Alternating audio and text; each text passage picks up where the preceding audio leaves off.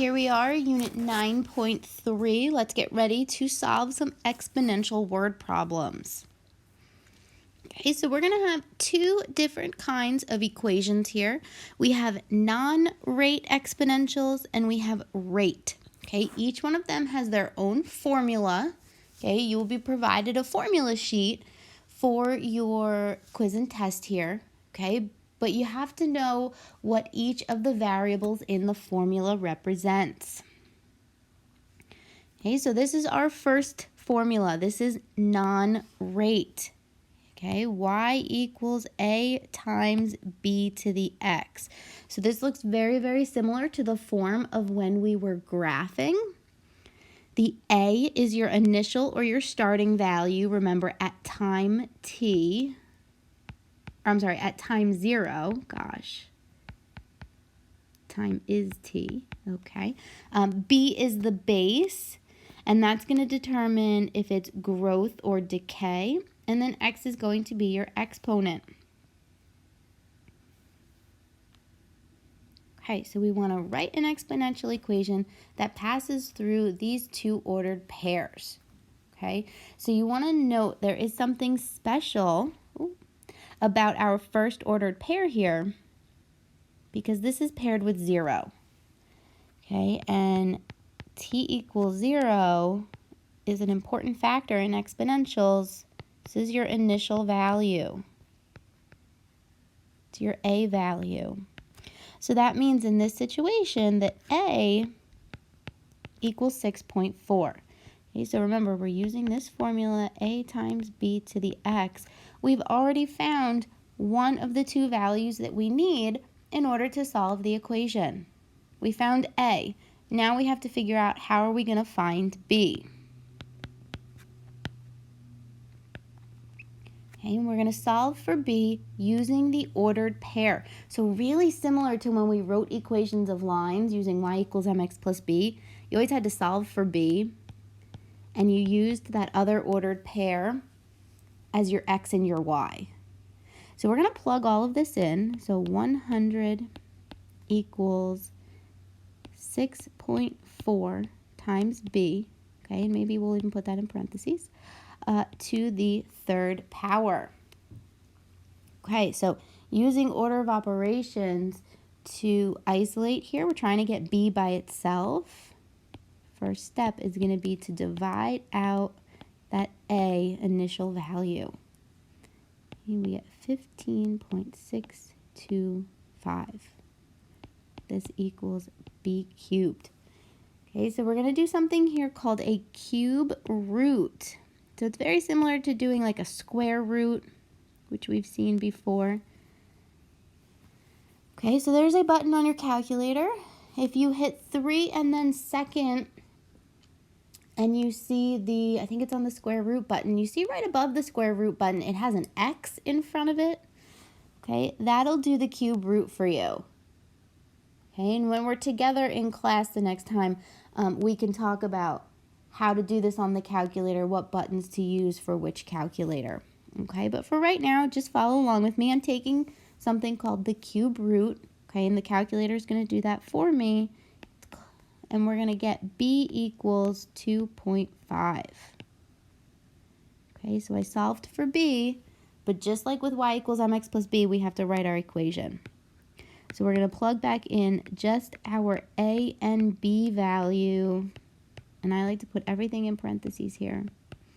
Okay, and then we leave x and y as exponents. Okay, so that is our final answer equation. 6.4 times 2.4 to the x. Okay, so still non-rate. Okay, Kristen starts an experiment with 7,500 bacteria. After 4 hours, there are 23 cells. So we now have to write these ordered pairs for ourselves. Okay, so I see it says that keyword starts. Starts an experiment with 75,000. Well, that's got to be my initial value times 0. And then at hour 4, there's 23,000.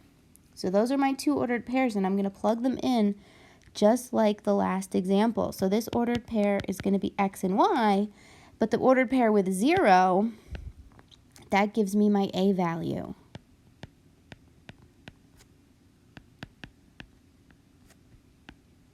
Oh, I'm sorry, not b, or not 4, rather.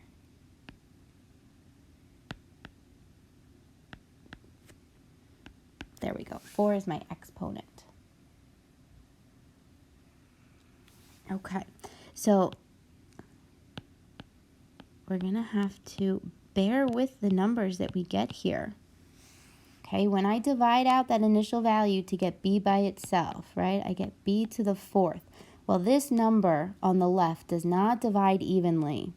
So I can cancel out some zeros, but I still get 230 over 75. So we want to just simplify that fraction down.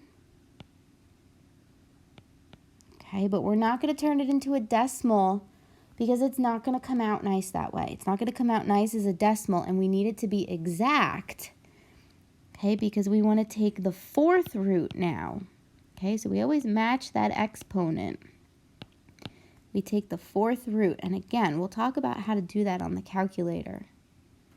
So we get b equals 1.3233. All right, so let's make a note about rounding here.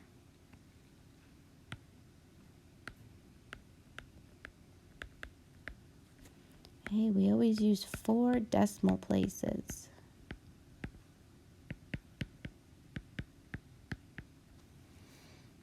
Okay, so we want our base here to have 4 decimal places. All right, so that's our b value. Let's write our equation. So remember, we plug back in just our a and b.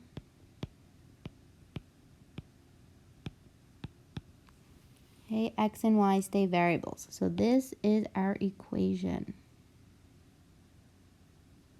Okay, which we're going to use now in part 2 at the bottom here, because it says how many bacteria can be expected after 12 hours. This is a time, which is an x value. So we're going to plug that into our equation for x.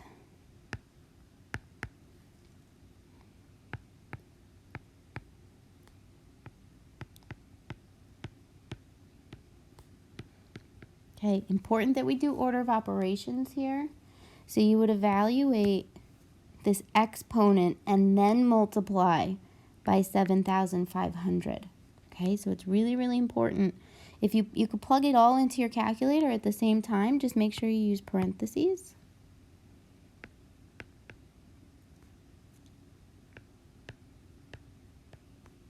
Okay, and again, we're going to round. Always round to 4 decimal places for our answer.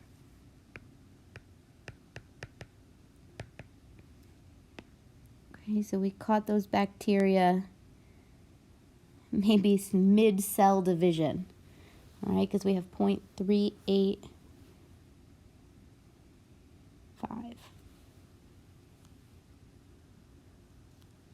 Okay. All right, let's take a look at rate.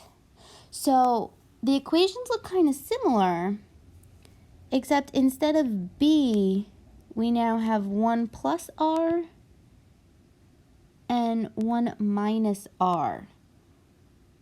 So that becomes our base. Okay, so the base here is either 1 plus r or 1 minus r. And we differentiate which one to use depending if the problem indicates its growth or decay. So growth is going to be plus because we know growth has a base that's greater than 1. And decay is going to be minus because we know that's in between 0 and 1. We get those fractions or decimals for decay. So it's important that we choose correctly if it's plus or minus. When we're doing non-rate, we don't have to think about if the problem is a growth or decay. So if the first U.S. Census was conducted in 1790, at that time there were 3,929,214 people. Okay, since then, the population has grown by approximately 2.03% annually. Write an equation to model the situation. So the thing about rate problems, you're going to see a percentage. And that's actually how you're going to tell the difference between rate and non-rate, because I'm not going to identify it for you on your quiz. So if you see a percentage, automatically you know, okay, this is a rate problem. And now I want to look for context clues to figure out if it's growth or decay. Well, I see the word right there. I see grown. So this is a growth problem, which means I'm going to use the equation of 1 plus r. Okay, now we have to remember when you're working with a percent, okay, we don't take a percentage and plug it into an equation or a formula. Okay, we always change a percent into a decimal. Okay, so you can either divide by 100, divide your percentage by 100, or you can swoop your decimal point 2 places to the left. Totally up to you.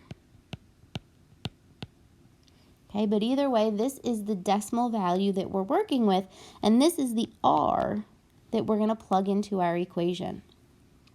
So the really nice thing about rate problems is there's no solving to be done. Okay, so we have our rate 1 plus. Okay, and now we're going to go back to our problem and see, well, what was our initial value? Well, it says the first census, and this was the population.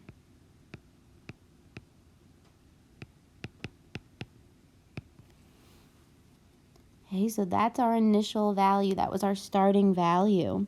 Okay, and the only thing that I'm going to ask that you do with rate problems is just simplify over here. Just clean that up and actually add them together.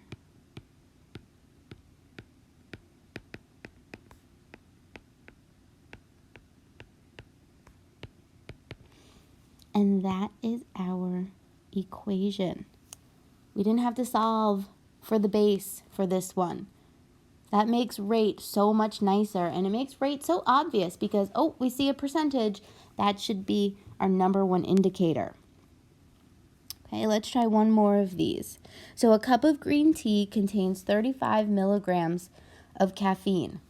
Okay, the average teen can eliminate approximately 12.5% of caffeine from their system per hour. Write the equation to model the situation, then estimate the amount of caffeine in a teenager's body 3 hours after drinking. So there's a lot of information here. Okay, and the first thing that we should know is they're asking us to do 2 different things. So the first is to write an equation, and the second is to then estimate a value. Okay, so we want to make sure we don't try and do too much at the same time. All right, so I see a percentage, which tells me this is going to be a rate. And now I need to know, is it growth or decay? So I want to look for a key word. Well, I see it says eliminate. Okay, well, eliminate would indicate a decrease, which to me means it's decay.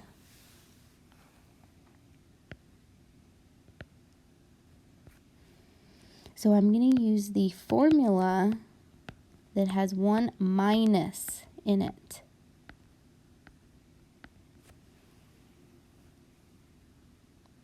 Okay, and I'm going to take my percentage and I'm going to convert it into a decimal.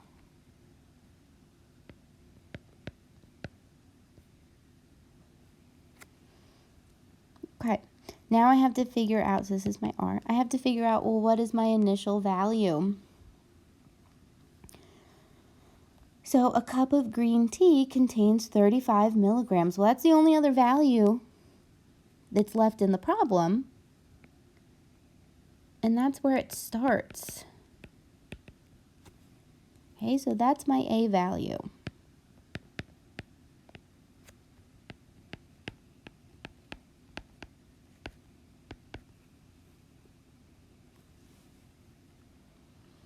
Okay, and again, with rate, there's not a whole lot that you have to do here.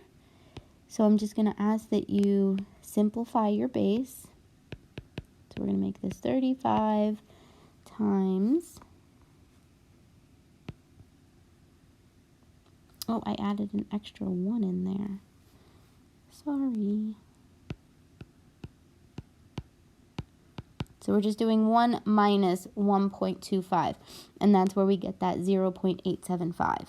Okay, so we see this equation too. This indicates that it's going to be a decay that I chose earlier because my base is in between 0 and 1. Okay, now the last thing for me to do, so this was step 1, so now step 2. It says estimate the amount of caffeine after 3 hours. Okay, so 3 hours is a time, and we know that time is always x.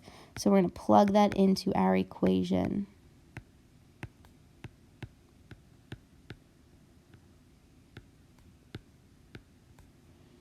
Okay, you can plug that into your calculator exactly as it appears. Otherwise, make sure that you do order of operations and you take care of that exponent first.